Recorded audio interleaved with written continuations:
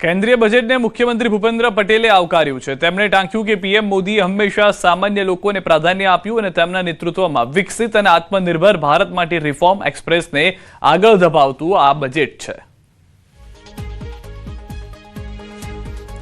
તો સીએમ તરફથી પણ પ્રતિક્રિયા આવી છે। ખુદ જ્યારે બજેટની જાહેરાત કરવામાં આવી, અલગ અલગ મુદ્દાઓને લઈને પ્રધાનમંત્રીએ પણ આવ્યા હતા, દેશની જનતાને સંબોધિત કરી હતી અને તેઓએ પણ કહ્યું હતું કે આ બજેટ જે છે તે ભવિષ્યનું બજેટ છે। હવે તે જ રીતે મુખ્યમંત્રી ભૂપેન્દ્રભાઈ પટેલ તરફથી પણ પ્રતિક્રિયા આપી છે। તેમણે કહ્યું છે કે આ રિફોર્મ એક્સપ્રેસને આગળ ધપાવતું બજેટ છે।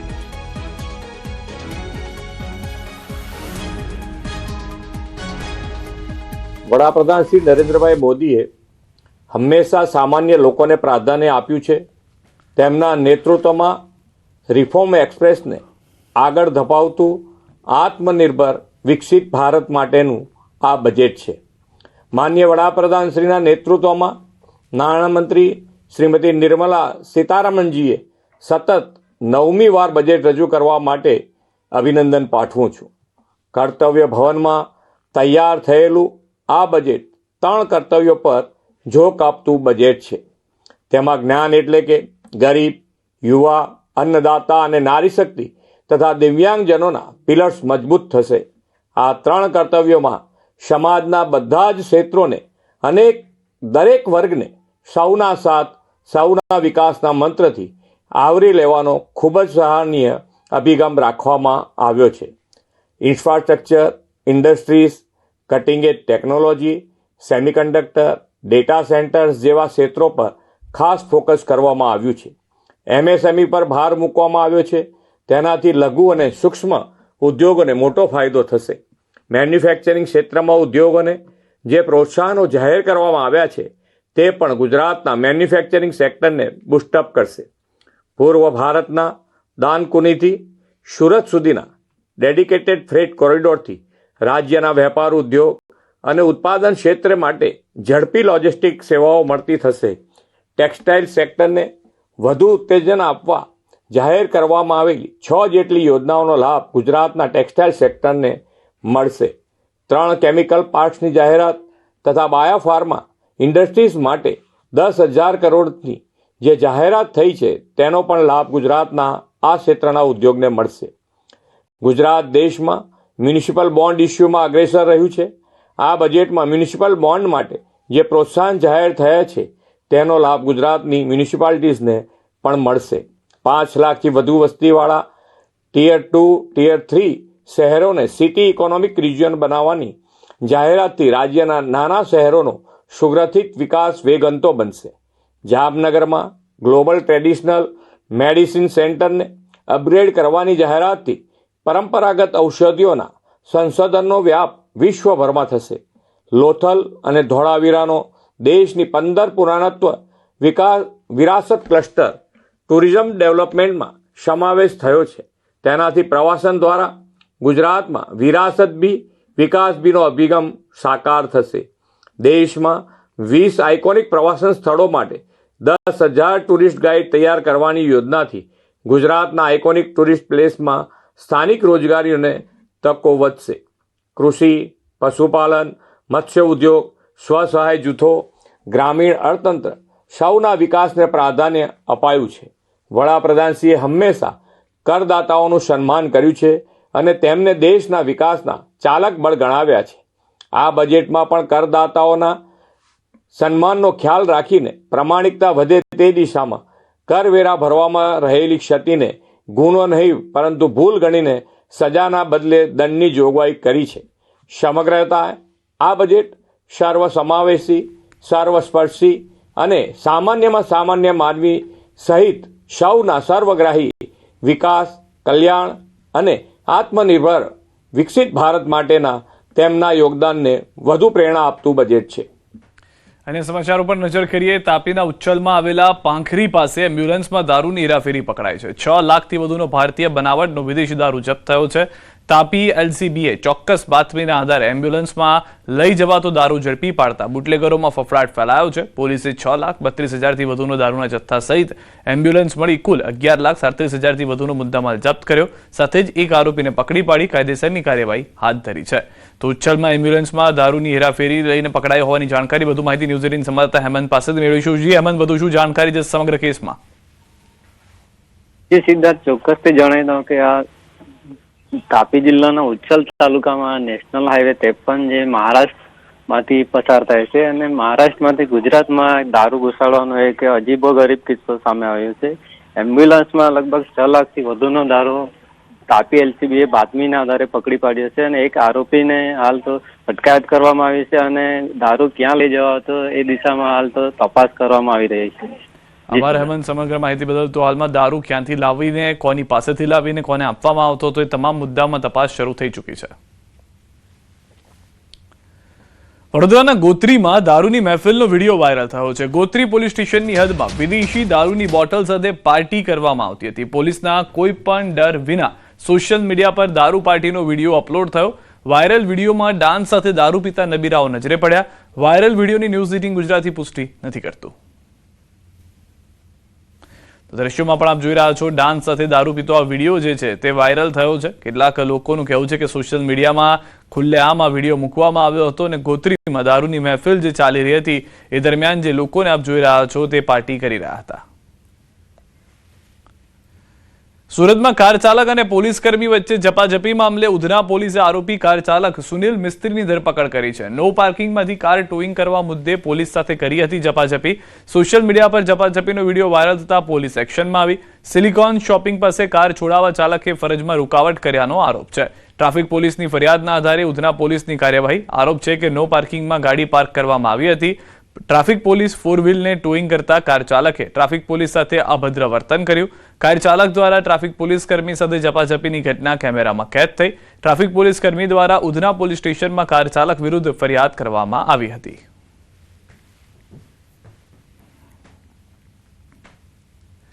કમોસમી વરસાદને લઈને સૌથી મોટી આગાહી. હવામાન નિષ્ણાત અંબાલાલ પટેલની ચોંકાવનારી આગાહી. ગુજરાતમાં હવામાન પલટા બાદ આજે પડી શકે છે વરસાદ. ઉત્તર ગુજરાત અને મધ્ય ગુજરાતમાં હવામાનમાં આવી શકે છે પલટો. ગાંધીનગર, માણસા, પ્રાંતિજ, કડી, આણંદમાં બપોરથી સાંજ સુધીમાં ક્યાંક છૂટો છવાયો વરસાદ વરસી શકે છે.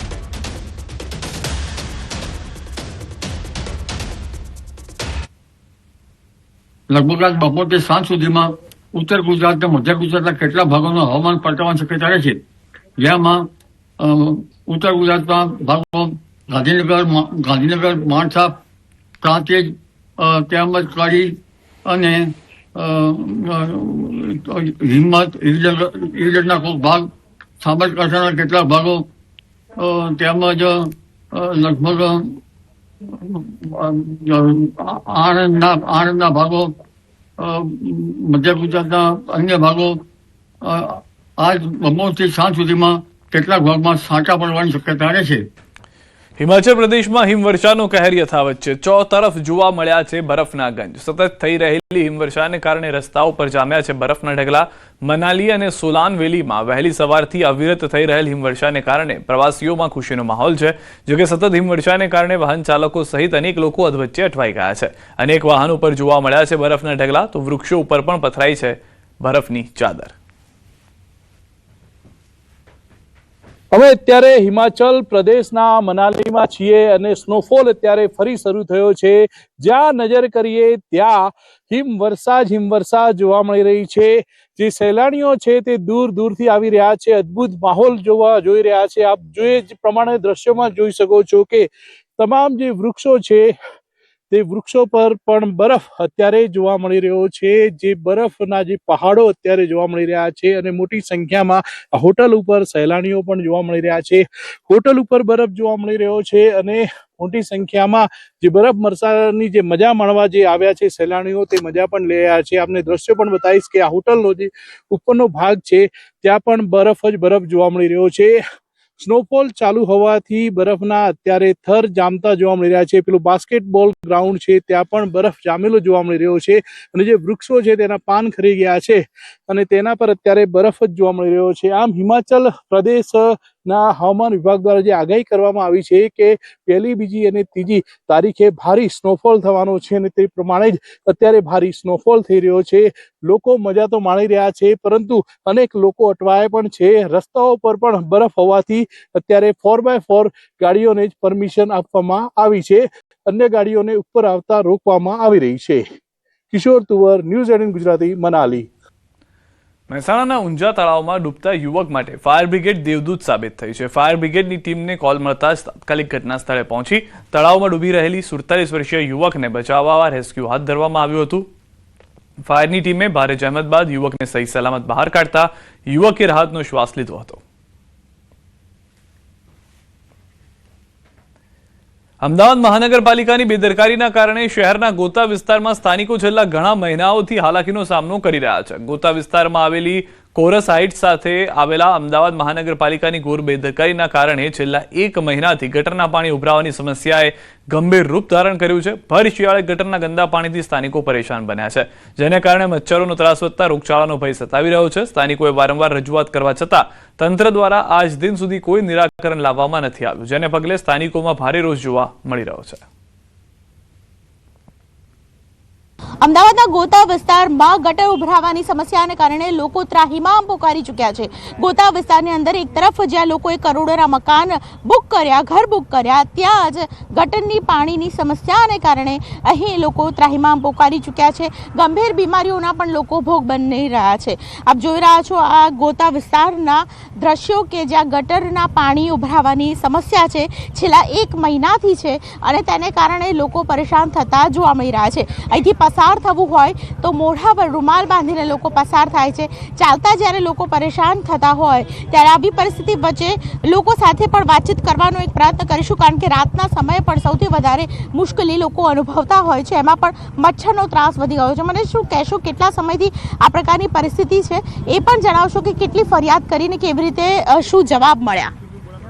છેલ્લા લગભગ 1 મહિનાથી આ ગટર ઉભરાવાની સમસ્યા છે અને રાહદારીઓ જે કોઈ બી નીકળે છે એ બી આ રસ્તેથી હાલવાનું ટાળે છે, કારણ કે સખત વાસ આવે છે અને એકદમથી મચ્છરનો અને સખત ત્રાસ રહે છે. અમારી સોસાયટી આગળ જ આટલું બધું પાણી ભરાય છે, જેથી બહુ વાસ મારે છે અને સખત બીમારીઓ પણ થાય છે. અથવા વૃદ્ધો પણ અહીં રહે છે. 5 સોસાયટીનો પરિવાર રેઝિડન્સ છે અહીં આજુબાજુ, જેથી વૃદ્ધોને જવા આવવામાં તકલીફ પડે, લેડીઝને પારાવાર મુશ્કેલી પડે છે, પગ ઘણી વખત પાણીમાં પડી જાય છે અને બહુ ગંદકીના હિસાબે બહુ ત્રાસ થઈ રહ્યું છે. મને તો એવું લાગી રહ્યું છે કે કોર્પોરેશનના પાછળના રોડ સાથે જાણે કોઈ નિસ્બત જ ના હોય એવું લાગી રહ્યું છે, કારણ કે અમારી કોઈ રજૂઆત સાંભળતું નથી. અમે રજૂઆત કરવા જઈએ તો ઘણા લોકોને ખબર જ નથી કે કોરસ હાઇટ્સ સોસાયટી કઈ બાજુ આવી.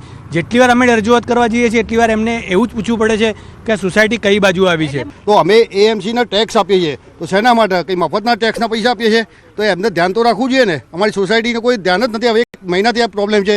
10 થી 12 વખત કમ્પ્લેન આવે, દર વખત જાય ત્યારે કમ્પ્લેન આપો એમ કરે છે. એટલે 1 મહિનાથી આ પ્રકારે લોકો પરેશાન થતા જોવા મળી રહ્યા છે. જે પ્રકારના સવાલ ને જવાબ મળી રહ્યા છે, લોકો તેનાથી સંતુષ્ટ નથી અને તેને કારણે ખાસ કરીને અમદાવાદ મહાનગરપાલિકાના કામને લઈને અનેક સવાલો છે તે અહીં ઊભા થઈ રહ્યા છે. કેમેરા પર્સન પ્રકાશ રબારી સાથે દીપિકા કુમાર, ન્યૂઝ 18 ગુજરાતી, અમદાવાદ. સુરતના કતારગામમાં ટીપી સ્કીમના રિઝર્વેશન સામે જન આક્રોશ જોવા મળી રહ્યો છે. કતારગામ વિસ્તારમાં ટીપી સ્કીમ નંબર 49, 50 અને 51 હેઠળ રહેણાંક મકાનો અને પ્લોટ પર લાદવામાં આવેલા રિઝર્વેશન સામે વિરોધ કરતા રહીશો રસ્તા પર ઉતરી ગયા છે અને રિઝર્વેશન રદ કરવાની ઉગ્ર માંગ સાથે મેદાનમાં ઉતર્યા છે. કતારગામના વિવિધ વિસ્તારો અને સોસાયટીઓમાં ઢોલ નગારા સાથે શેરીએ જનજાગૃતિ અભિયાન હાથ ધરવામાં આવ્યું.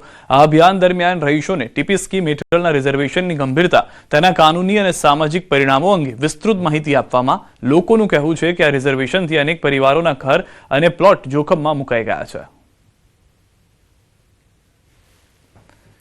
રાજકોટમાં બોટાદ કડદાકાંડ મામલે આપ નેતા પ્રવીણ રામ સહિત 5 લોકો આવ્યા જેલ બહાર. ગઈકાલે કોર્ટે જામીન આપ્યા બાદ આવ્યા જેલ બહાર. રાજુ કરપડા ગઈકાલે આવ્યા હતા જેલ બહાર. પ્રવીણ રામ સહિતનાઓનું કાર્યકર્તાઓ દ્વારા કરવામાં આવ્યું સ્વાગત. મોટી સંખ્યામાં આપના કાર્યકર્તાઓ પહોંચ્યા હતા. તો કડદાકાંડ જે થયો હતો તેને લઈને હાલમાં તમામ લોકો જેલ મુક્ત થયા છે. બોટાદ કડદાકાંડને લઈને આ જાણકારી મળી રહી છે.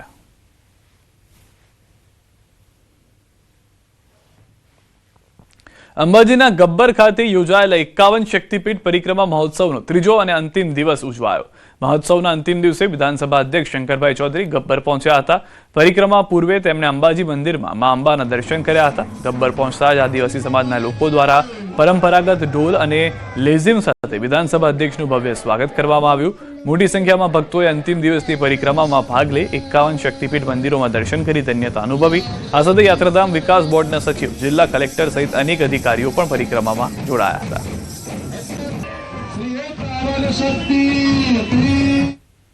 ગબ્બરની પરિક્રમા 51 શક્તિપીઠનો વાર્ષિક મહોત્સવ ત્રિદિવસીય ચાલે છે. એમાં લાખોની સંખ્યામાં શ્રદ્ધાળુઓ આ 3 દિવસ માની પરિક્રમા કરતા હોય છે. આમ તો પરિક્રમા હરરોજ ચાલુ રહે છે અને શ્રદ્ધાળુઓ ગમે ત્યારે આવીને પણ પરિક્રમા કરી શકે છે, પરંતુ આ 3 દિવસ એક મેળા સ્વરૂપ હોય છે. માઈ ભક્તોમાં અનેરો ઉત્સાહ જોવા મળી રહ્યો છે. પાછલા 2 દિવસમાં 2.5 લાખ કરતાં પણ વધારે માઈ ભક્તોએ એક જ સ્થળે આ પવિત્ર ગબ્બર ખાતે 51 શક્તિપીઠ પરિક્રમાનો આધ્યાત્મિક લાભ લીધેલો છે. આ 3 દિવસ મેળાની જેમ શક્તિપીઠ પરિક્રમાનો મહોત્સવ ઉજવાય છે, પણ આ પરિક્રમા તો ગબ્બર પર્વતે અવિરત ચાલુ રહે છે. તો અંબાજીના ગબ્બર ખાતે યોજાયેલા 51 શક્તિપીઠ પરિક્રમા મહોત્સવનો ત્રીજો અને અંતિમ દિવસ ઉજવાયો, જ્યાં 51 શક્તિપીઠના આકાશી દ્રશ્યો સામે આવ્યા. આકાશી નજારામાં ગબ્બર પર્વતનો ભવ્ય નજારો કેમેરામાં કેદ થયો. શ્રદ્ધાળુઓ માટે મા આદ્યશક્તિના ધામનો દિવ્ય નજારો આકર્ષણનું કેન્દ્ર બન્યો છે.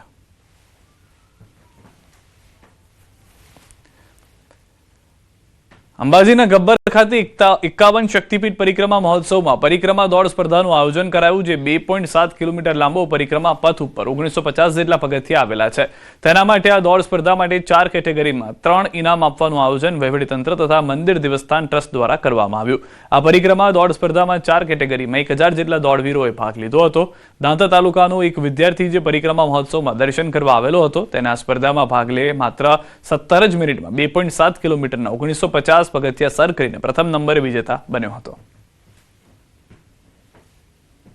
શક્તિપીઠ પરિક્રમામાં દર્શન કરવાય હતો અને આ એક પરિક્રમા હતી તેમાં મેં ભાગ લીધો. તે મારે પ્રથમ નંબર આવ્યો અને મને શિલ્ડ અને સર્ટિફિકેટ મળ્યો અને 51 રૂપિયા મળ્યા. બસ આ સંદેશો જે 51 શક્તિપીઠનો સંદેશો ગામે ગામ ગુજરાતના પહોંચે, બનાસકાંઠાના ગામે ગામ પહોંચે, ત્યાં આ સ્પર્ધાનો હેતુ છે. અને 51 શક્તિપીઠ પરિક્રમા મહોત્સવમાં છેલ્લા 2 વર્ષથી આ એક સ્પર્ધા ઉમેરવામાં આવી છે, જે એક આ પરિક્રમા કાર્યક્રમનું એક આગવું નજરાણું આગવું એક આયોજન બની રહ્યું છે. આજે મહાસુદ પૂર્ણિમા નિમિત્તે યાત્રાધામ શામળાજી ખાતે ભગવાન શામળિયાના દર્શન વહેલી સવારથી મોટી સંખ્યામાં ભક્તો ઉમટ્યા હતા. ખાસ કરીને પૂર્ણિમાએ પોતાના આરાધ્ય અને ઇષ્ટદેવના દર્શનનું વિશેષ મહત્વ હોવાને પગલે હજારો ભક્તો શામળાજી ખાતે પહોંચ્યા હતા. પૂર્ણિમાના પાવન અવસરે મંદિર ટ્રસ્ટ દ્વારા નિજ મંદિરને ફૂલોનો વિશેષ શણગાર કરાયો, જ્યારે ભગવાન શામળિયાને વિશેષ સોના અને રત્નો જડિત સાજ શણગાર કરાયા હતા. ત્યારે દિવસ દરમિયાન હજારો ભક્તો ભગવાન શામળિયાના ચરણે અને શરણે આવી ધન્યતા અનુભવી રહ્યા છે.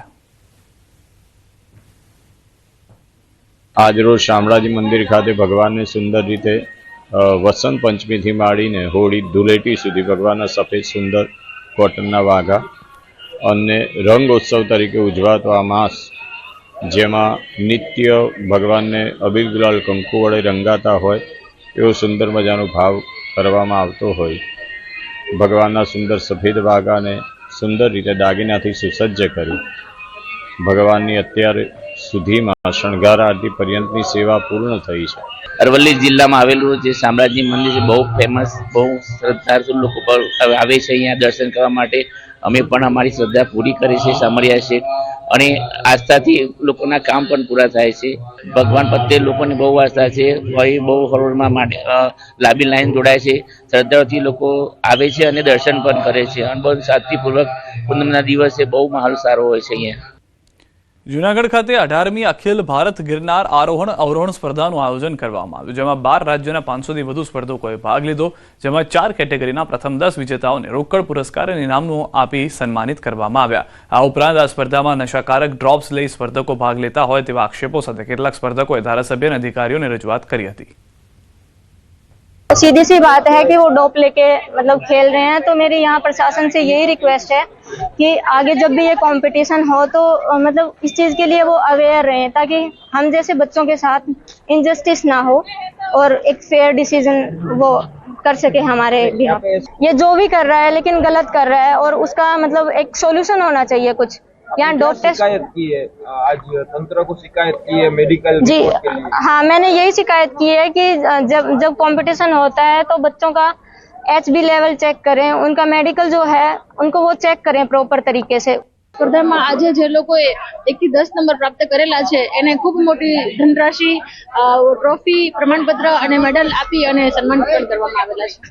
ખાસ કરીને રજૂઆત છે કોઈક ડ્રગ્સની ને એવી મેડિકલ રિપોર્ટ માટેની રજૂઆત છે, એને લઈને કઈ રીતે એ રજૂઆતને ધ્યાનમાં લઈને અમે આગળની જે કાર્યવાહી હશે એ કમિટી દ્વારા કરવામાં આવશે.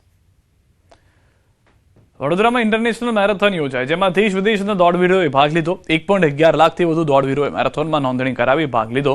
આમાં ટ્રાન્સજેન્ડર સમુદાય મેરેથોનનો હિસ્સો બન્યા હતા. તમામ રૂટ પર મેડિકલ પોઈન્ટની વ્યવસ્થા કરાઈ. મેરેથોનને પગલે શહેરના મુખ્ય માર્ગો પર ડાયવર્ઝન અપાયું.